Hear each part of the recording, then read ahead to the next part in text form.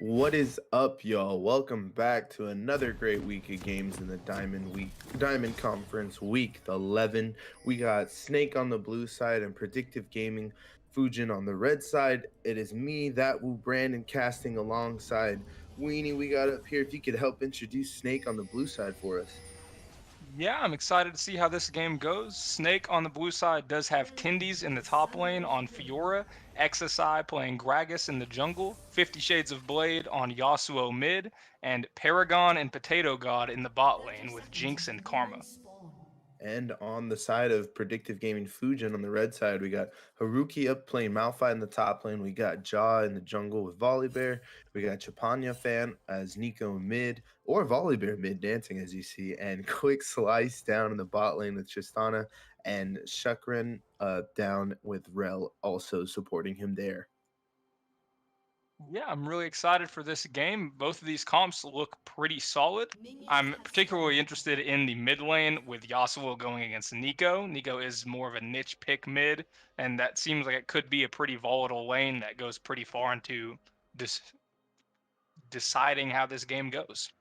And they just put a ward in on the blue side's jungle down here just so they can get some vision on the Gragas. Pretty much trying to see just to get his rotations and see where he starts, which is going to be the red right here, and his work his way up top, as you can see mirrored on the other side. Yeah, so it will be interesting to see if Jaw takes that information and attempts to invade on the blue side here in a minute, or if he's just wanted to use that to make sure he's not getting invaded, and if he just goes to his red from here. Yeah, and then up in the top lane, I mean, Tendies and Haruki both just playing the Fiora versus Malphite. So Haruki's just got to be careful not to let Tendies kind of just pop off and just take over the game, because as we know, Fiora is able to do. Yeah, Tindies loves playing those champions that can take over the game if he's able to get a lead. He's really known for his Riven play in particular, but Fiora and Camille kind of in that same boat where you really have to keep him in check early game, or he can really just 1v9 and run away with it. Yeah, open here comes OK Slice diving in just under tower. Maybe just get some pokes off. Quick Slice might be in a little bit in trouble. Jumps right on out though.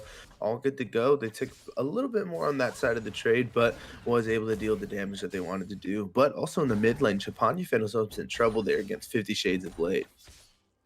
Yeah, it does look like 50 Shades of Blade was able to hit 3 before Chapanya Fan and is shoving this wave in.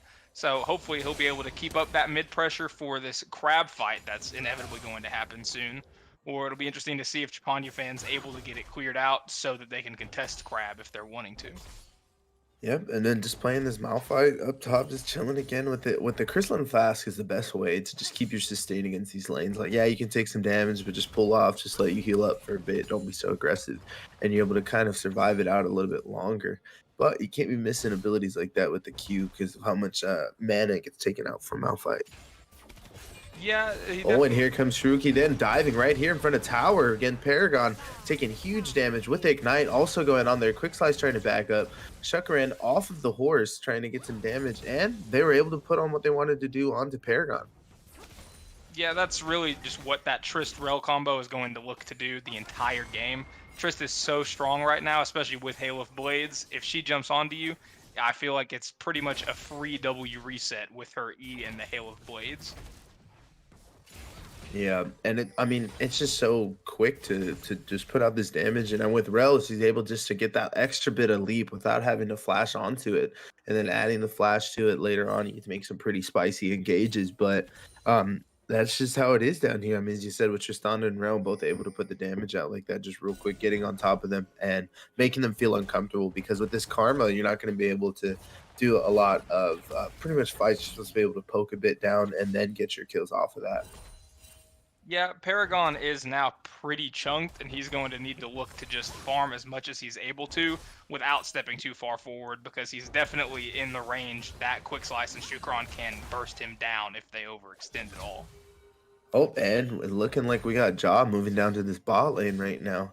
Hope maybe get a little engaged there. Always going through the tri-bush. It is warded though. Oh, here comes Hurricane diving in and Quick Slice jumping in from the back line onto Paragon. Here comes Ja coming with his lightning, and will they be able to get Paragon? No, but there's also the counter engage from XI coming in just to pull them off of that. Haruki might be in trouble though against Tendies. One shot away with the flash for the first blood off to Tendies. Yeah, that was a great play by Tendies. Obviously, we did miss the very beginning of that engage, but Haruki pushed up just a little bit too far, and Tendies is able to use the Fiora passive and his Q resetting just to run him down and get that kill. Yep, and that's the kind of thing that you're gonna see, just the explosion of it. It's just one thing after another right now. That was a good engage down there. Maybe if they would have held off a little bit later for Jaw, that's when they get their diving abilities a bit. Once Volibear gets his ult. So then once that kind of comes down there, it's gonna be a lot more engages, I think, down there in that bot lane. So Paragon and Potato God got to do something to kind of back them off a bit. Yeah, it was huge for them to survive that gank. Really, that's the main thing that this Jinx is going to need to do, especially with Tendies having the lead top lane now.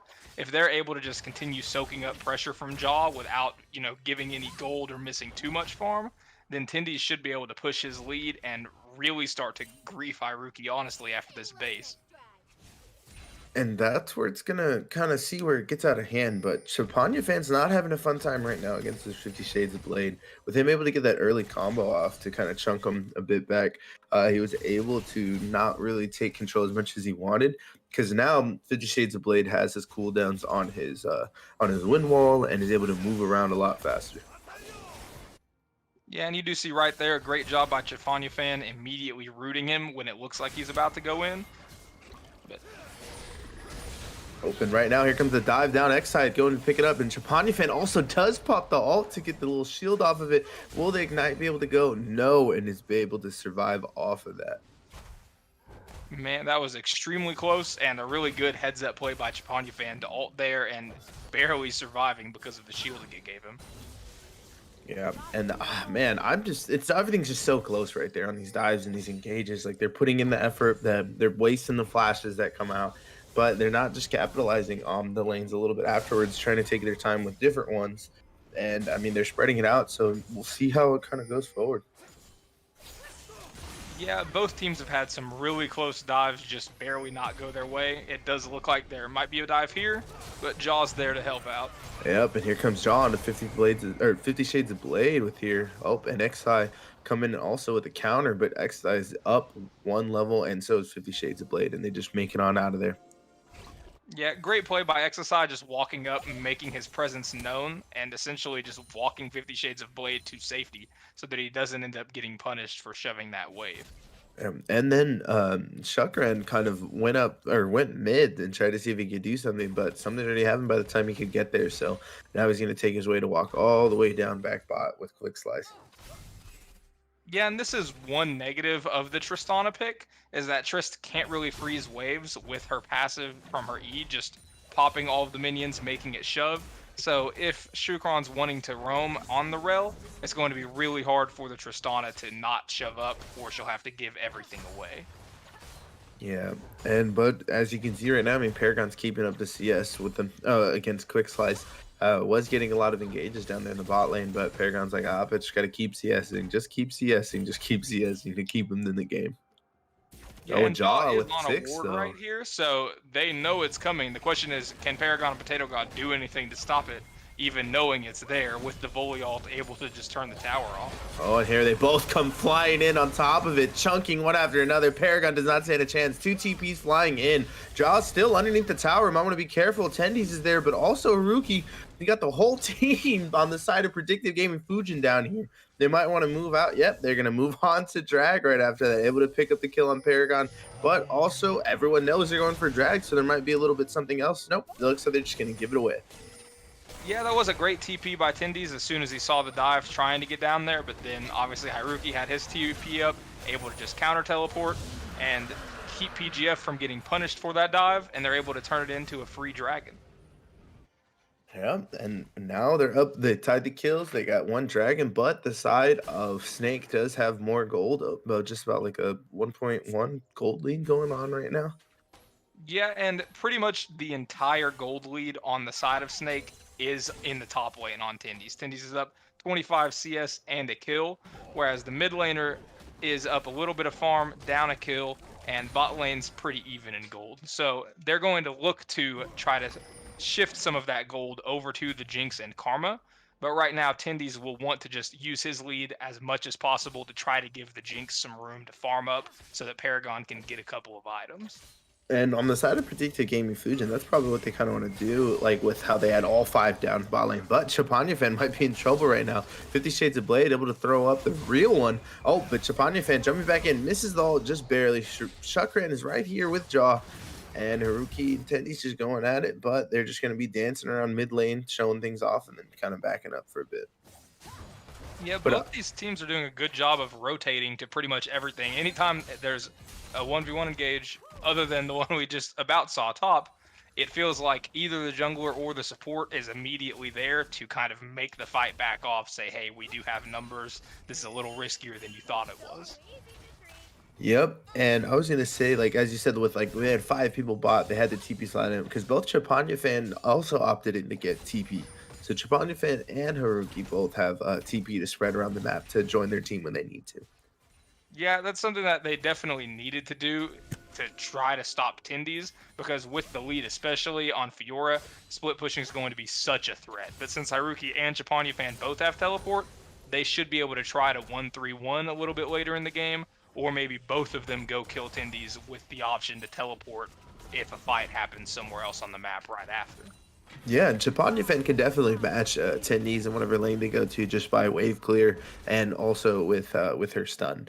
So it should be a good way to match this split pushing behemoth pretty much that we call Fiora right now, especially with the CS difference up top. But I mean, that's what's going to come whenever you're playing against a Malphite Fiora. You just want to get through the phases. Yeah, Haruki really just wants to get whatever gold he can and get to a point where he can Oh, and here comes 50 Shades of Blade in trouble with the ult landing with XI. Beautiful ult with the re-engage off by 50 Shades of Blade.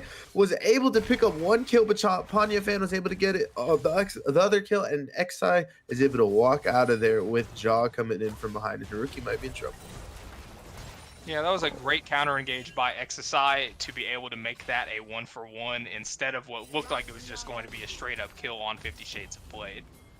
Because that was a great barrel, great place. Was able to toss him, but Shukran is hungry right now in Jaw. They either want this kill or they're trying to get this buff out here. They're already in here. They're making their presence. Quick Slice is also putting out some damage, doing some trades on here with Paragon. So we'll see if they just kind of pull off like this.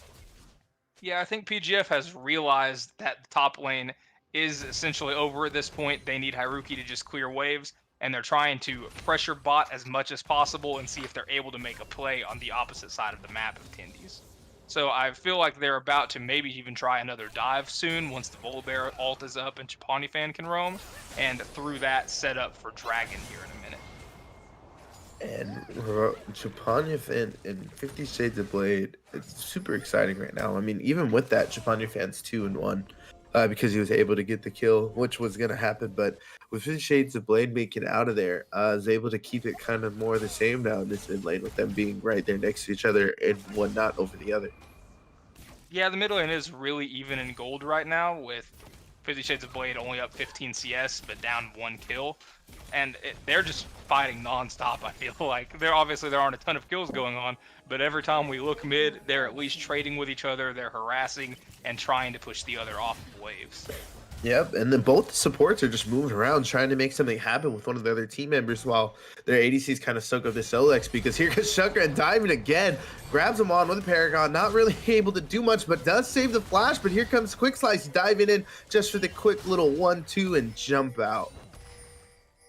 Yeah, and Quick Slice actually almost died to that tower there. He got very lucky when he jumped on that route that he didn't end up just dying to the tower shots themselves. Yeah, just right there, one little shot away. But I mean, Paragon kind of knew that he couldn't really get that far away. But Tendy's going in Haruki able to put this damage out to him, but the trades does end on Tendy's side. And then Cage with Shukran trying to get out of there with a huge barrel again from XIV. And yep, Shukran just not able to survive that with 3 of them on top of him with a beautiful barrel to bring him back over here. What a great engage. Yeah, XSI's definitely had some great plays with his ults, I feel like. Ever since he hit 6, he's been making plays, whether that's saving his teammates' lives or guaranteeing kills in that instance. He's definitely been on point with his ults, and it looks like this is going to turn into a free dragon for the side of Snake.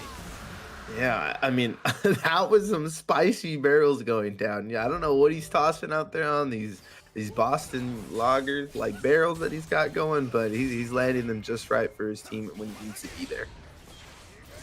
And yeah, nope, Trapania fan just getting this trade away. I thought it was going to be some just trades back and forth. Oh, 50 Shades of Blade actually taking huge damages back from Trapania fan and trying to get his XP, but Jaw is in the bush waiting for it with the flash over, grabs the stun. One shot, here comes the flying fist over the wall, and there comes the pickup from Jaw. Yeah, that was a really hectic fight, a little bit greedy by 50 Shades of Blade, pushing up like that without knowing where Jaw is on the map. And I feel like that keeps happening where Trapania fan is staying in the lane super low, and it's just so hard for 50 Shades of Blade to not push up and not try to secure that kill when it feels like he's overstaying the way he is.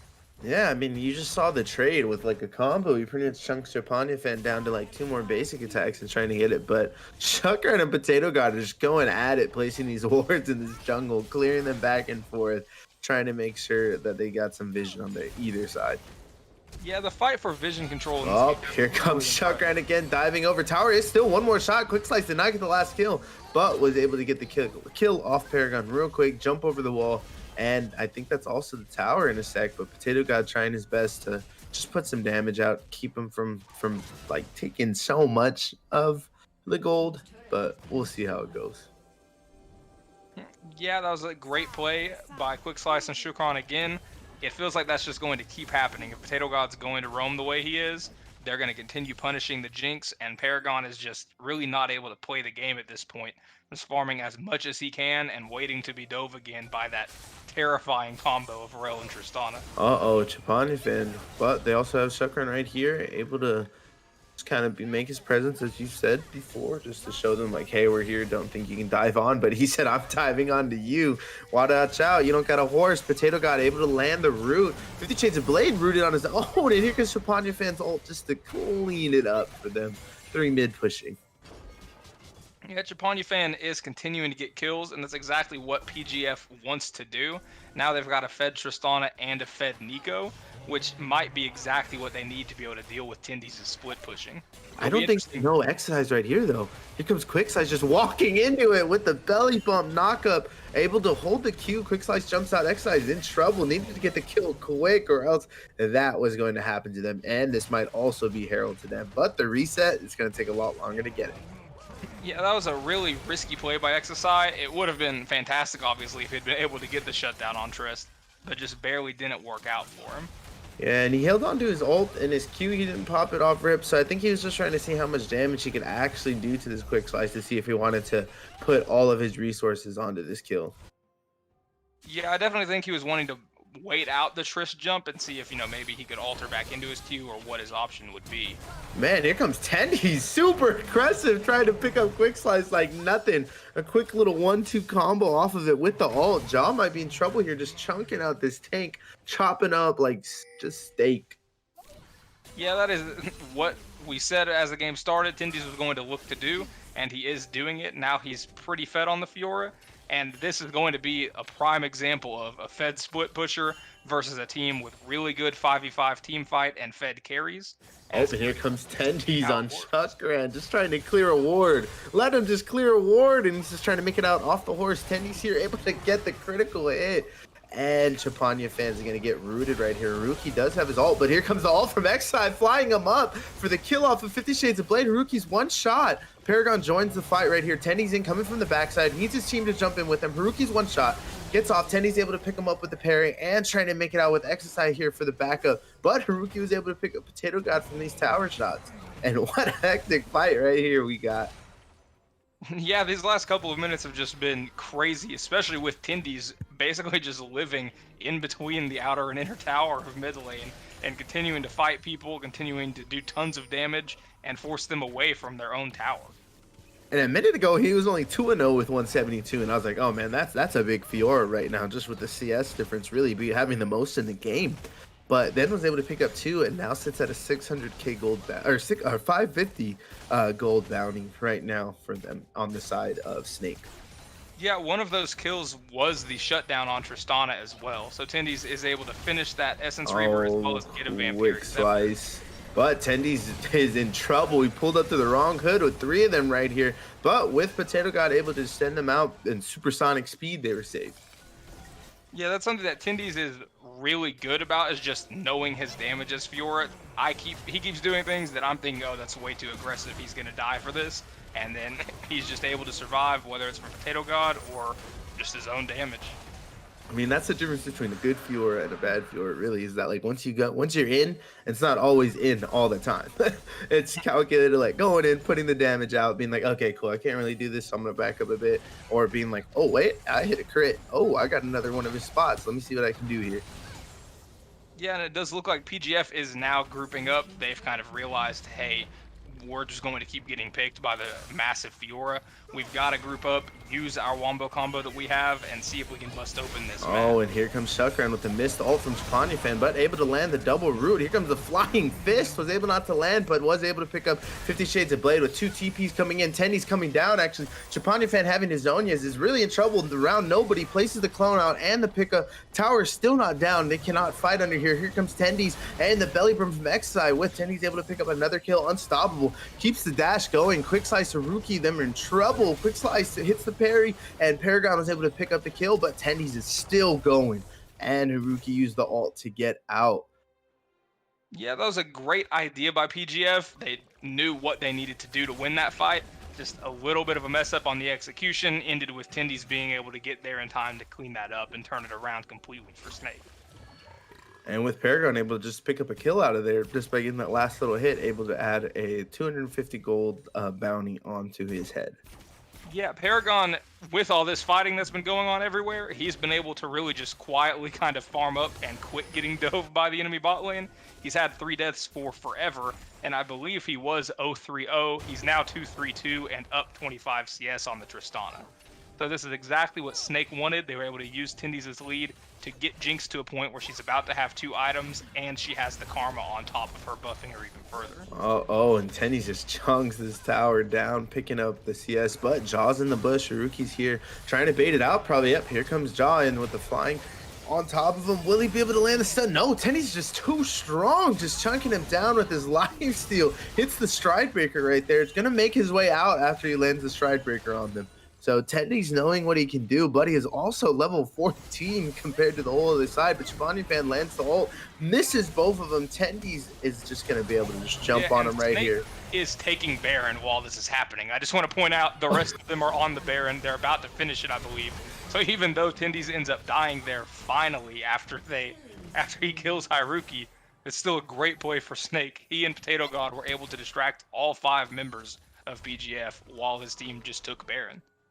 And that's 22 kills, about to be 23 minutes in the game right now, with a Baron picked up right now as well. So a 4k gold lead to the side of Snake right now. Predictive Gaming Fujin was able to pick up those kills and get a little bit of shutdown and hold on to their side.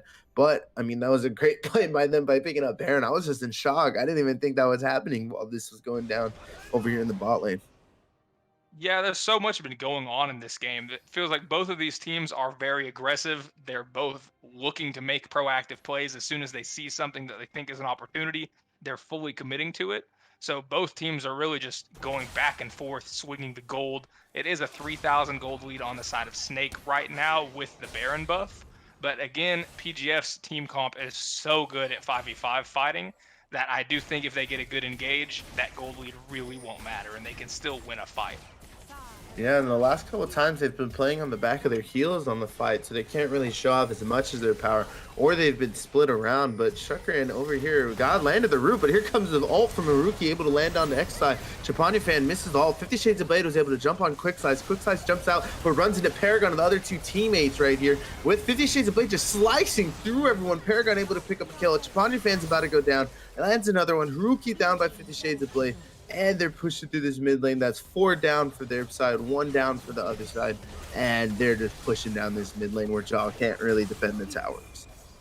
Yeah, that was a really aggressive attempt there. They committed everything to XSI, and then Japani fan did get rooted during his ult and wasn't able to land it on Don't do it, Tendies. Don't do it. Here comes the ult. Please don't do it to Jaw right now. No, Tendies is just too big.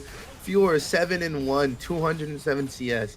Level 15 over anybody that's near her level on the side of predictive gaming. This is just what happens when you run into a really huge Fiora that you don't shut down early. Yeah, and Tendies are just becoming more and more of a problem, as well as Paragon getting more gold on the Jinx. This game is quickly getting out of hand for PGF, and they're going to need to make a good play quickly to get back into this. Man, if Shukran didn't hesitate right there, that would have been engaged. He had the 3 people on him, but it's all good on that side. There's still also drags that are up, so where these fights can actually really go to the side of predictive gaming Fujin.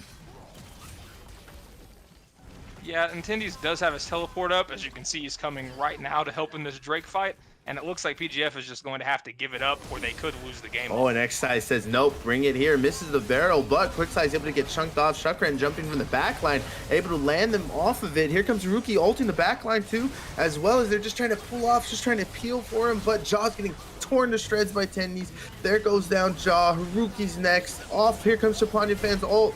Oh, lands both of them. Well, Quick Slice able to pick up the kill. Double kill for Quick Slice. We also gets the blue buff transferred. 50 Shades of Blade with Paragon versus Chapania fan and Quick Slice right here at the Dragon Pit. Let's see what's going to happen. Yeah, that was, I thought, a game-ending fight on the side of Snake, but a huge ult from Chapania fan as well as great positioning from Quick Slice made the fight much more even than it could have been. And here it goes. Quick Slice here, trouble to get it. Needs to watch out. Yep, bounces out off of it. Chapanian fan, they're both strafing very well, but the drag will go to the side of Snake, and they're just going to walk on out of there. And Chapanian fan and Quick Slice, valiant effort, but not enough on that side. Yeah, that was such a hectic fight. Once again, that just ended up going 3 for 3. It ended up being very even. Unfortunately for PGF, Snake was obviously able to get the Drake. But as a whole, these fights are still going kind of even on the side of PGF, considering the 7,000 gold disadvantage they currently have. Yeah, and that's their power of the 5v5, as you said. Once they're all together there, it was kind of like they went in a little bit, they peeled off a bit, they went in, they peeled off. It's just slowly like been kind of rocking back and forth for them right there, because they, since Snake is up, it is taking a little bit longer to chunk these people down compared to like the level difference on them, but it's getting what they want, and they're close fights. So as it is 2-2 on the Dragon, I mean, these next Dragon fights I think are really what are going to decide the game. Yeah, these next fights are huge, especially with Tendies being fed on Fiora and with them having a Jinx and a Yasuo. They can just shred towers. So if PGF loses one fight handily, if they get, 4 for 1 or clean aced, I think it's the end of the game. Whereas on the other hand, if they're able to kill everybody on Snake, Snake just has such long respawn timers because they're high levels that they can do some damage and potentially pick up an inhib as well. Oh, and here comes Chapani fan just throwing out the roots, trying to back them up a bit. They're just gonna be dancing a while until I think the side of Snake commits on one of the lanes that they go for. And Tendies just doing what Tendies does, just off in the solo lane, just picking up their things. Really slow right now, kind of setting up for 1-3-1 for both sides of the team. But we're kind of just in the standby phase right now. Each side know that they're both in danger if they're caught out by themselves, but Shukran might want to be careful, like just face checking all this. Yeah, what Snake is definitely going to look to do is have Tendies keep pushing bot the way he is and hope that he can draw at least 2 people bot, and he can probably win a 2v1, honestly.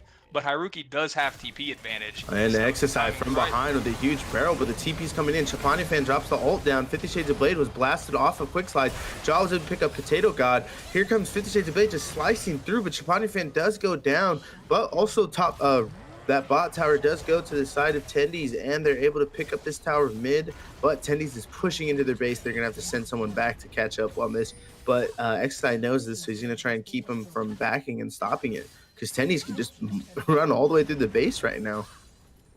Yeah, that was a good TP by Haruki to go help win that fight, but now, especially if XSI gets picked up in this fight here, it ends up not being worth it with Tendies. Oh my gosh, Tendies just diving in here on Haruki, able to make it to the base and Fountain, and they're able to pick up the shutdown, or the kill pretty much onto, what's it called? Tendies pushing into the base. Yeah, that ended up really, I guess, being about as good as PGF could have hoped for. They definitely didn't want to give up bot inhib, but realistically, I don't think they were stopping Tendies anyway. So they were able to win a fight. They do lose all of that bot lane pressure and might not be able to contest Baron in a minute, but that's the best PGF could have hoped for given the circumstance of that fight. Oh man, Potato God just putting his vision out, making it known that, hey guys, they're here over here by the Baron pit. So we might get another fight here because the vision was not clear, so they saw the whole team roll up to Baron right now. Yeah, and this will be 5v4, so it'll be interesting to see if Snake goes for the steal here or the fight, or if they just give it up and wait for Tendies to spawn. Open here comes Japanifan jumping in early, trying to stop him off with the root, landing on him. Shuckran in the back row, not able to land everything, but Jaw comes flying in with the fist. Quick Slice might be in trouble. They land the exhaust onto him. 50 Shades of Blade next side are low, but Japanifan and Quick Slice are not there to put the damage out. Paragon with double kill, and he lands the knockup on there with 50 Shades, and Tendies is in the base right now. Nothing really to stop it. Quick Slice is running back with his little legs as fast as he can, but Fiora Tendies is just taking down the next 50 Shades of Blade, trying to pick up a kill. Quick Slice says, I'm not going down this easily. Able to pick up one kill, almost on the second kill of Paragon, and Tendies just sits there at the tower. And I don't think it really made a difference, but Potato God did steal that Baron with Karma Q, so it ended up definitely being worth it on the side of Snake. I think if PGF had gotten that Baron, they still could have cleaned them up and had Tendies in the game with that teleport. But as a whole, it was a great effort from both teams, and Snake was just able to blow it open with everybody playing very well on their side. And Snake advances to 7-0, and Predictive Gaming Fujin drops to 4-3. And Snake was right here during this game, showing you that they are undefeated and here to stay. So we'll see if that kind of continues on to these next conferences. But on our next game, we got Imperial Knights White, which for 5-1 against your poopy 5-1 as well. So this is going to be an exciting game to try and see who can knock the other one off in the head-to-head battle. Yeah, I'm excited to see how that game goes, and we will be right back in just a few minutes after we get everything set up for that.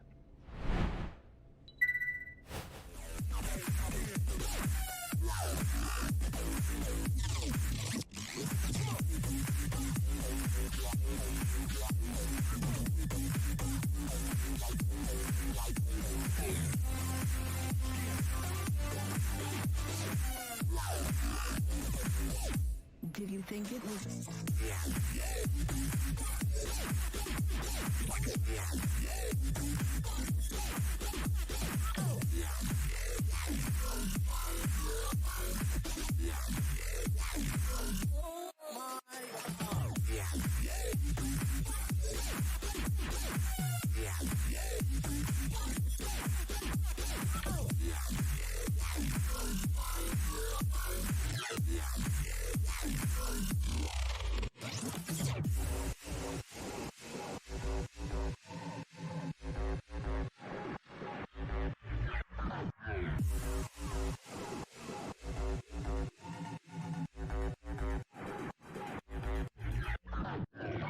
The signals are broadcast as radio impulses into space.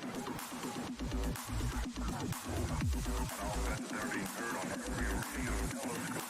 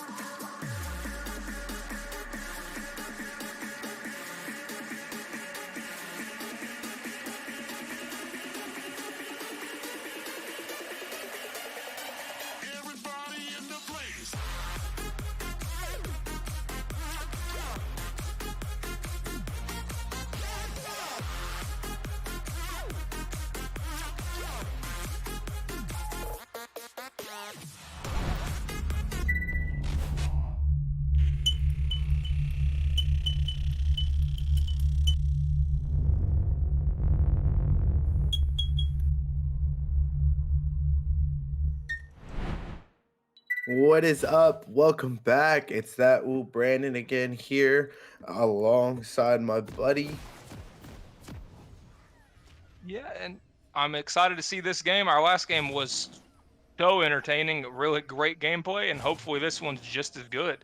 So in this game, we have Imperial Knights White on the blue side. They've got Ninga Flinga on Silas in the top lane, Capture playing Hecarim jungle, Parry Difference in the mid lane on Viego, and Vital and Preda Bear on Jinx and Blitzcrank bot lane.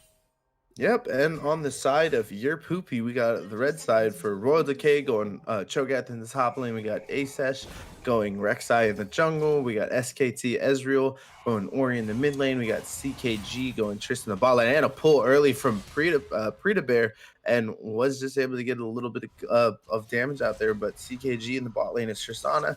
Miko Hiki was picked up right there, but is playing Lulu on the support side. Yeah, and this game has some pretty interesting comps on both sides. In particular, the Viego mid lane pick is always really interesting. I know a lot of people love Viego in lane, but I feel like you usually still see him jungle more than interesting, or more than anything. So it will be interesting to see, if he's able to take over this lane and push the lead that Viego's known for getting. I mean, just like in the last game, like when you leave the Fiora unchecked and you leave the Viego unchecked, things do get out of hand whenever they're able to just kind of go at it. Whenever you have a really skilled player at Viego and a skilled player at Fiora, they both just kind of just snowball really quick. So as KT Ezreal's just got to be careful with this. Orianna, very safe pick, mid lane, able to put out the range and just kind of stay back while also putting damage out for the team if they decide to go the damage build. Yeah, and one potential issue is just that Ori has such low base armor, where if she can stay back, she is very safe at farming, clearing waves, but if Viego's able to get onto Ezreal on that Orianna, it's going to be very hard for him to survive. Yep, and Royal Decay's just kind of make it through against Ninga Flinga over here being Silas and Cho'Gath. Like Silas top getting able to put this big damage out, but Royal Decay sitting as just big Cho, able just to want to get his stacks, want to get big, want to grow up to be a big boy, Oh, and here comes CKG jumping over with the grab from Preda Bear. Not enough to get the tower shot in there, so good trade for the side of CKG. Yeah, and that's the exact play we saw last game. That's what Hail of Blades Tristana does as soon as you hit 2. Uh-oh, here comes Capture coming in on SKT Ezreal, able to jump in both with the knockup and the stun. SKT Ezreal was able to make it out barely, but what had to burn the flash. Oh, and then here comes Asesh again up here against Ninga Flinga. World Decay with the knockup and the flash off. Ninga Flinga about to die, trying to get his lifesteal down, and was able to get first blood to the side of Royal Decay. Yeah, it was basically the exact same play from both junglers, except one of them decided to sprint mid for level 2, and one of them decided to sprint top. A whole lot of flashes burnt, but ends up with a kill going over to the side of UR Poopy on Cho'Gath. Yep, and Capture's Ghost is down off of that engage there, able to not pick up the kill just yet on SKT Ezreal. And Asesh might be in trouble with Parry Distance and Capture both here, able to jump on top, but just tunnels out. Is like, nope, I'm good. Yeah, I'm a little surprised Parry Difference didn't try to flash over the wall there and secure the kill on Asesh. I guess he just wasn't 100% sure on where Orianna was and didn't want to do anything too greedy and potentially end up letting Rek'Sai get another assist or a kill. Better to be safe than sorry, I always say on that one. But yeah, I agree. It does look like, I imagine CKG's about to jump in as Vital's getting super chunked by the Lulu. Yeah, and Miko, he just able to just put this damage down in bot lane and able to pick up the kill on the Vital, but SKT Ezreal just battling it out against this Parry Difference, as you see big chunks whenever he was able to get on top of him, and it jumped on him again with the stun. No flash on the side of SKT Ezreal, but was able to pop his corrupting potions for this health. Yeah, now Asesh is in the mid lane with a fight. It looks like they're going to go in. Yep, SKT Ezreal able to get stunned again down there. Capture not able to pick up the speed enough needed to get over there to where they just break off on that one. And Royal Decay is just pushing into Ninga Flinga right now. Yeah, Royal Decay with a 2-level lead as well as an almost 15 CS lead on Ninga Flinga. Ninga's really just going to want to look to survive the next few minutes and at least hit 6 without dying again, if at all possible. Yep, I mean, with that 4, he has the dash, so he's able to be a little bit mobile with Silas, trying to clear the minions out, but Royal Decay's right here with the silence, able to pick it up Royal Decay just walks out. Man, I feel like I always underestimate Arcane Comet Cho'Gath's damage. Like, I thought that was going to chunk Ningaflinga quite a bit. I did not expect that silence to kill him, and I'm imagining Ningaflinga felt the same way, or he wouldn't have stepped up to take it there. Oh yeah, I mean, you also forget how big the range is actually for his silence. It's pretty wide here, and then Asesh coming in with the dive. Very different, able to go into the Shadow Realm right now, trying to escape. Just trying to live out here, but Miko Kiki is also here to save it. SKT Ezreal might get blown up. Nope, parry difference might be able to make it out of here. Ezreal might be in trouble. Parry difference, one shot off. Miko Hiki trying to get that last little tap. Asesh trying to pull him off of it, but taking a lot more damage than he wants. And the ignite does go down from Prita Bear. So what an event. So many people surviving with just no health in these fights. And Miko Hiki's just trying to defend the tower as much as he can against Capture and everybody else. Yeah, people really don't respect Lulu's damage enough, I feel like. Or Miko is able to hold mid and could potentially fight one of those two. Earlier, he got a solo kill on the Jinx. Tristana didn't even get an assist on it. And now he's looking to fight the Hecarim.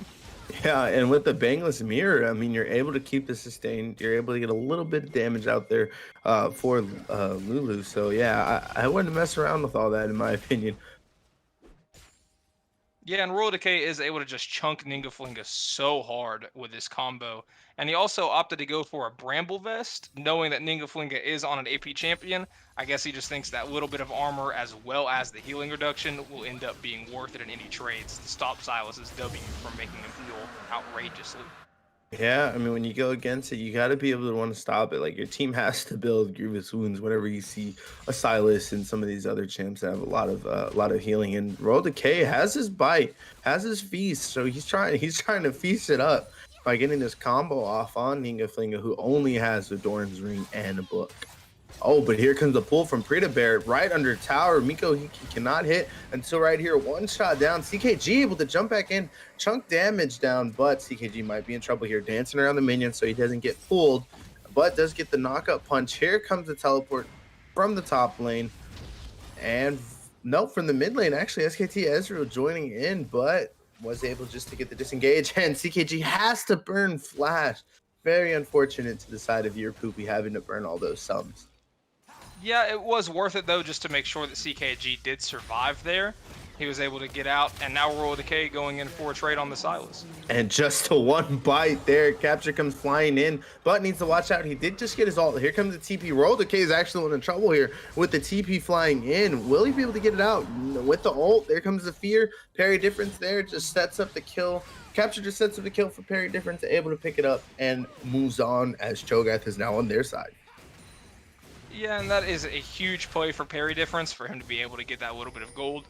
Like we mentioned earlier, Viego's definitely a champion who can take games over, so they're going to want to continue to play around him and see if they can get him a few more kills. Oh, Asesh in trouble here right now. SKT Ezreal does pop the ult. Here comes the TP down. Parry difference does get picked up here. Capture is in trouble. Here comes Royal Decay with the knockup. Double knockup, cannot move. Capture is down, and then Ningaflinga comes flying in trying to pick up a kill, but a double kill to the side of Asesh. And what a turn with that. Well, as soon as SKT Ezreal landed the shockwave, then the TP came flying in. It was not their river no more. Yeah, and that was so close for Ningaflinga. He had the Cho'Gath ultimate stolen, and I believe SKT Ezreal was within eating range. But they were just able to keep him CC'd and keep him from being able to use it. And now Ningaflinga is 0-4 and down 20 CS. It's going to be very hard for him to get back into this game. And it's not going to be fun playing against this Cho'Gath. It's just a very different kit than usual that people are used to having, with the constant able to be knocked up in silence, and then with his ease able to heal off of every minion that he picks up. And then his feast just gets him bigger and bigger. So the longer the game goes on, the better. Royal Decay likes it. But Asesh in trouble with the knockup. Rush from Capture, pull from Prita Bear, and then just the stun from Parry difference. Gold going down to the side of Parry difference again. Yeah, Asesh, I imagine, just didn't realize he was on a ward, thought he was way safer than he actually was.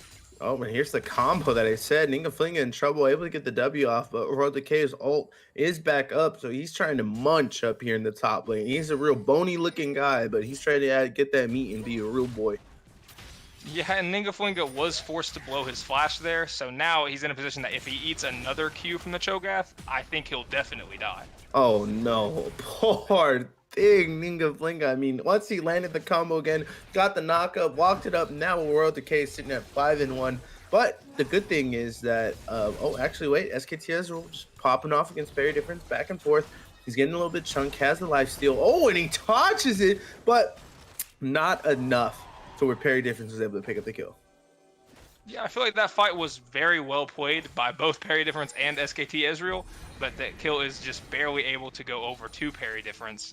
So at least Imperial Knights White is able to have a lead in the mid lane.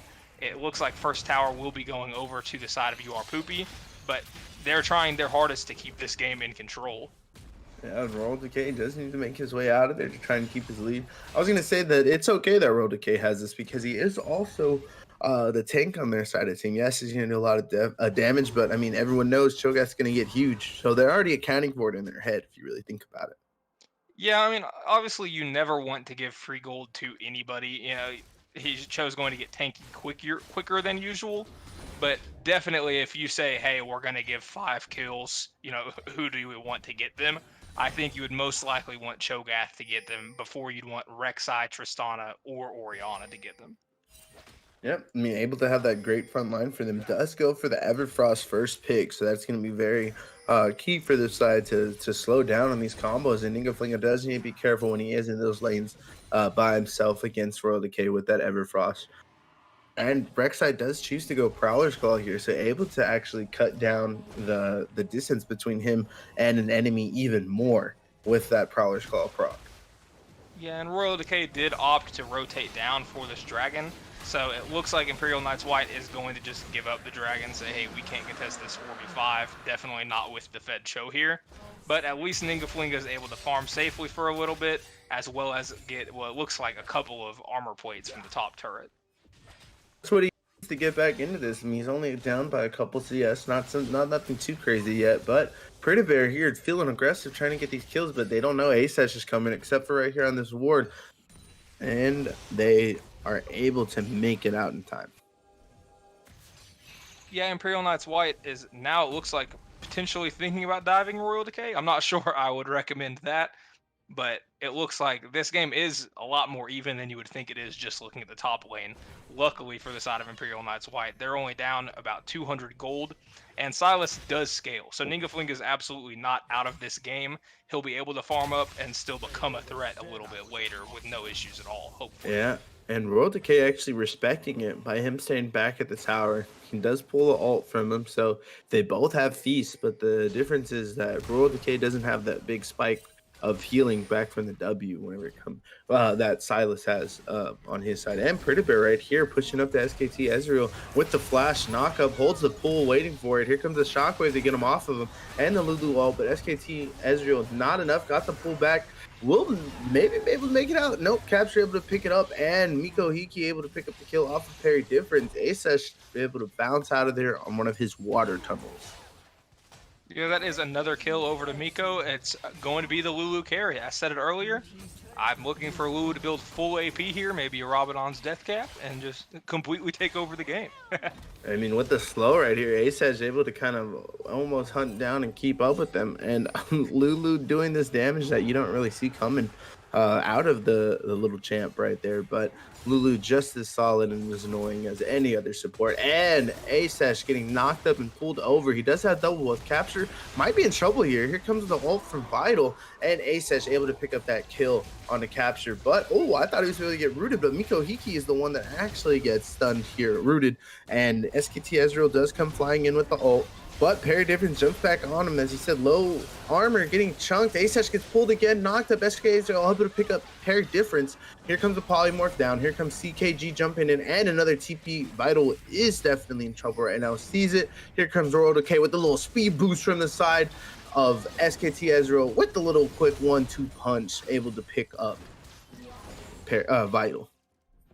Yeah, and you see even more gold going over to Royal Decay. This game looks like it's just continuing to be raid boss Cho'Gath, and it'll be if Imperial Knights White is able to play the game around him and try to avoid him, or if they'll eventually be able to kill him at some point. Yeah, But and then yeah, Ninga Flinga just doing his due diligence over here, picking up his CS, knowing what he's got to do. But they did signal over here to try and maybe steal the blue. Maybe a little greedy from the side of your poopy, but here comes the challenge with Capture and Preda Bear. yeah, and it does look like this is about to be a 4v5.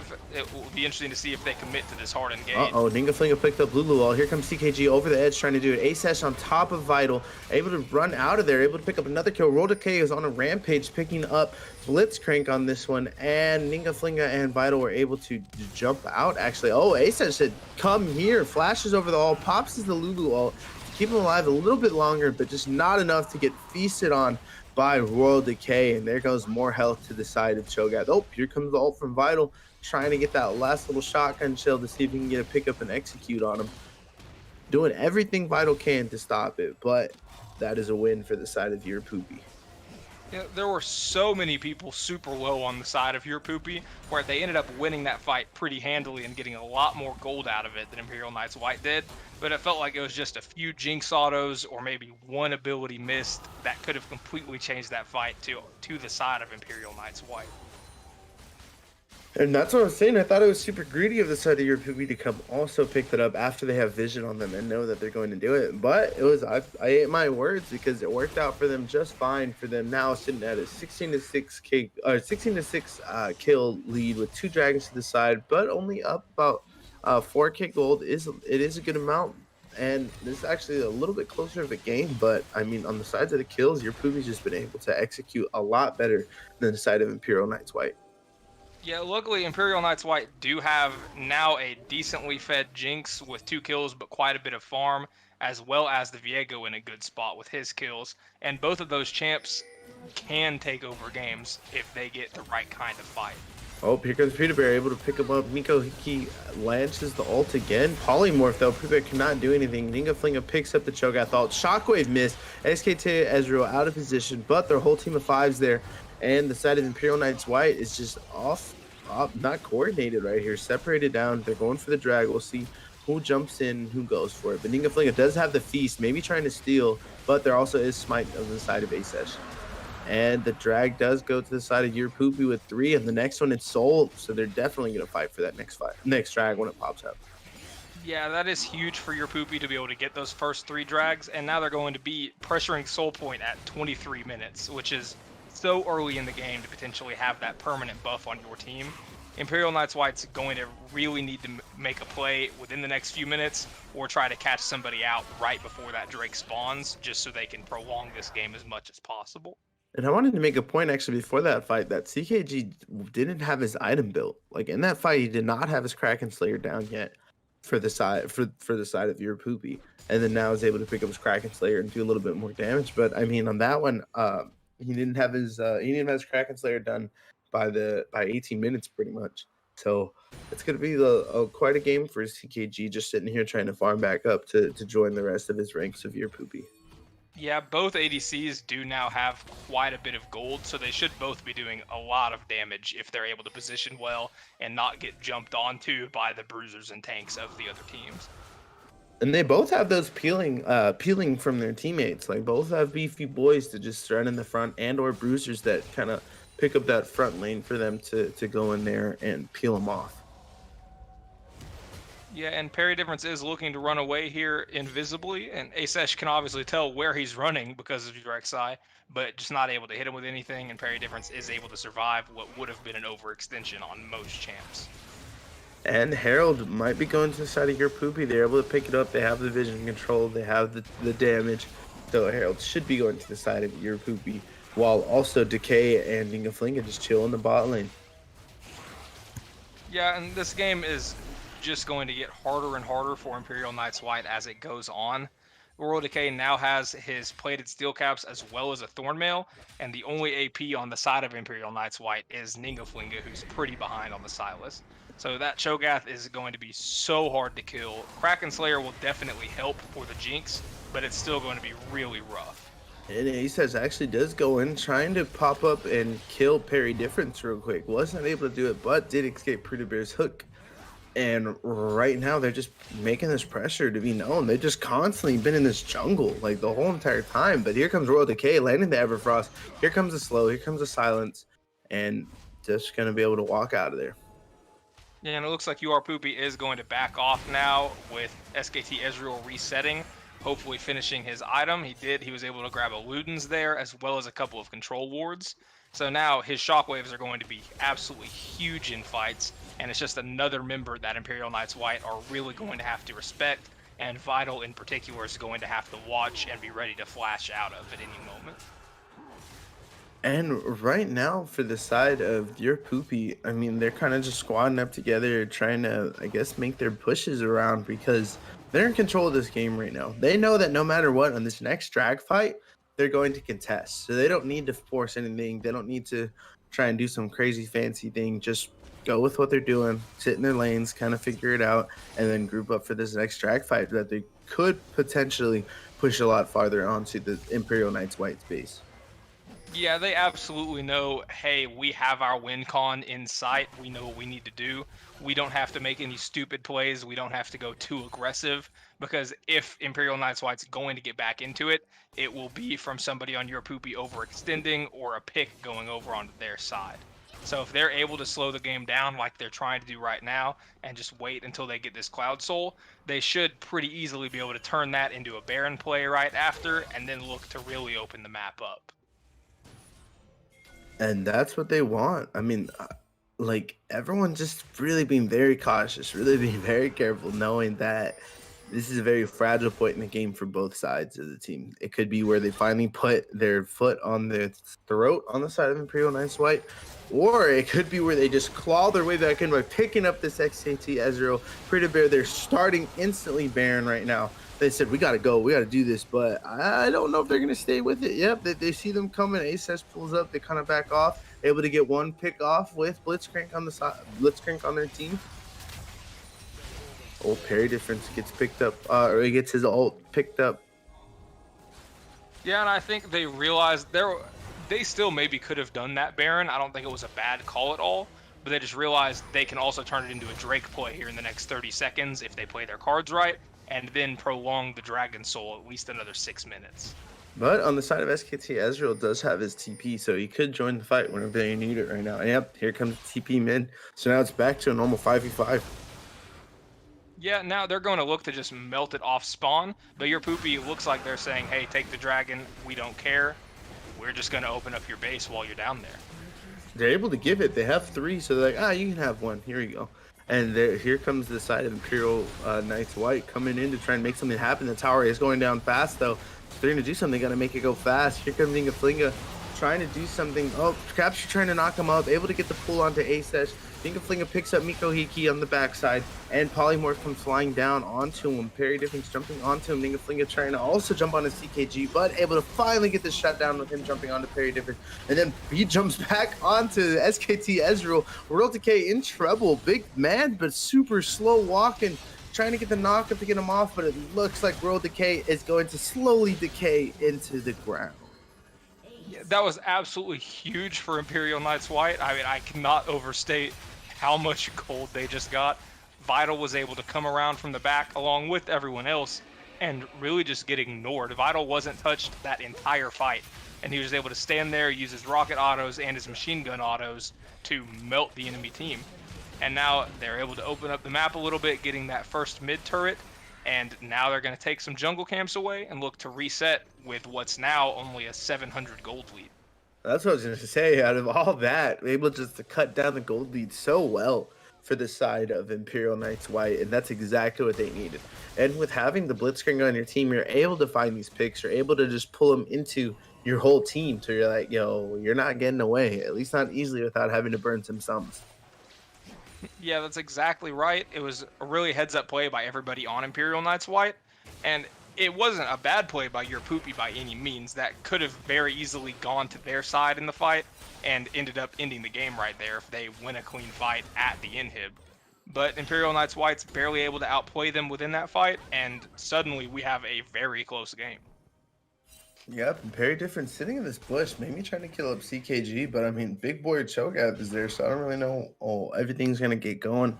And this is again back to another, I guess, fragile point because your poopy just kind of got a little bit of shock factor right there, being like, "Whoa, like we just got wiped pretty pretty much, guys." Like, well, like we're still up this gold lead. Let's see what we can do. Yeah, the game's absolutely still losable. They, I think, knew that, but now it definitely has been a slap in the face of, hey, we got to get it together, and now we might need to try to make a pretty proactive play and see what we can do. And Aces just popped Zonius here to pick up, trying to pick up Ninga Flinga. And here comes the whole team. Here comes the ult from the side of Miko Hiki, and the polymorph goes down in the capture, able to get the disengage. Tower does go down, so they are backing up on the side of your poopy. Yeah, and now Imperial Knights White able to start getting their first turrets. It's now only 2 turrets to 4, so they're still down a little bit there, with most of their turrets being down in the mid lane with that open inhib. But Imperial Knights White is in the driver's seat. Oh, Aces is in trouble. He goes to the tunnel to get out. The flash does come from Vital on the backside, so Flash is down with the shockwave, bringing Peter Bear back. Trying to see, here comes the ult from Aces, flying in. CKG trying to pick up the kill on Vital. Oh, lands the ult, not enough, but Vital able to pick up the kill on 2. CKG, SKT Ezreal is in trouble, but does land the slows. Miko Hiki just gonna get the little boost to walk him back out of it, and now the gold is literally tied. Yeah, that was a great flash by Vital to get out of that fight. He barely survived CKG's damage and then was able to use his range to continue helping and secure a kill with Zap. That's now turning into a Baron on the side of Imperial Knights White when, 3-4 minutes ago they were down, I want to say 7,000 gold. And how the tables have turned. Baron to them, back that way. The gold is just now, the gold lead has shifted over to the side of Imperial Knights White. What a game this is actually turning out to be. I mean, but also look at Vital CS right now. We get a little CS check down here. 229, 4-2, big gold on that side. And Viego sitting at 171 as well on his CS and 6 kills, 4. Oh my gosh, Miko Hiki just gets chunked by the side of Vital and Barry Difference on who I was just explaining. Yeah, and now it looks like they're going to be able to get this dragon, which at the very least stops the soul for at least 5 more minutes before your poopy would be able to contest it again. But also, they're really in the driver's seat of this game now. If they get this second Cloud Drake, they now have the gold lead. They have a fed Viego and a fed Jinx. They can absolutely melt in fights, and even this Cho'Gath, who does have so much armor, when he's against Kraken Slayer, Bork Viego, and Kraken Slayer or Dominic's Regards Jinx, he can die pretty quickly. Yep, that's why he also did pick up the side of the Randuins, but here comes a pull from Peter Bear. Ninga Flinga trying to just put some damage out to Royal Decay. Blood also hits the silence back, gets the knock up. Here comes the whole team diving. Royal Decay trying to get this kill and just pick it up from Ninga Flinga. The gold goes to him. And they're able to pick this bot tower, pushing onto it on the side of your poopy. You're shaking right now in your towers because here comes another one, and then here comes the inhib, and the whole team is just pushing in, but they're just waiting for their perfect moment to kind of engage because they can't engage too clearly. Here comes a shockwave from shockwave from SKT Ezreal on the Very Difference. And Pretty Bear grabs him in the back row, able to pick him up. Miko Hiki cannot survive that. The polymorph lands. Down he goes. Rampage onto the side of Parry Difference. Another Q off of it. CKG jumps, just trying to survive. Lands in the fountain. Pretty Bear grabs and captures and runs him over. While also Ace is fighting Ninga Flinga down here. Lands the ult and to pick up the kill. Here comes the Ace to finish the game. And Royal Decay just gets up just in time. What a quick turn of events. Yeah, I mean, that game completely turned around, I felt like, in the blink of an eye. Great plays by Imperial Knights White to make that. All you need is one big play in almost any game. They were able to make that one big play, and then they were able to take that lead, get a couple more picks, get a Baron, get bot inhib, and then when Asesh stays a bit too long trying to trade inhibs, end up just winning the game like that.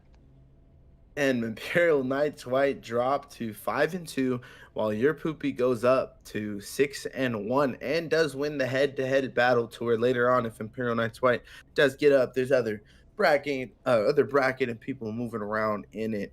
So man, what a great game though from both sides. I'm gonna put a stayed cool achievement for or for honor for Ninga Flinga on that one. He just stayed cool, just getting smashed the whole game pretty much, and then was able to make his difference in these fights and move around where he needed to just bruise her up for his team. Yeah, he's absolutely the mental MVP of that game, and that's something that you especially see in solo queue all the time, where it feels like to win this game, one person who's just getting absolutely destroyed, all you have to do is not give up, do what little bit you can, keep trying to be productive, and Ningaflinga ends up at the very end able to kill Asesh and stop the Rek'Sai from basing and stopping the end of the game. Exactly, and that's how that fight just popped off there. Great game from both sides, Imperial Knights White, and your poopy just better execution from Imperial Knights White right there at the end. So, great game. Thank you guys for showing up for Diamond Week 11. We hope to see you again next week for Diamond Week 12. Looking for another great game or more great games coming in. So, be back. This is That Woo Brandon, and And yeah, this is Weenie. We'll be back next week, hopefully with some games that are as entertaining as those were.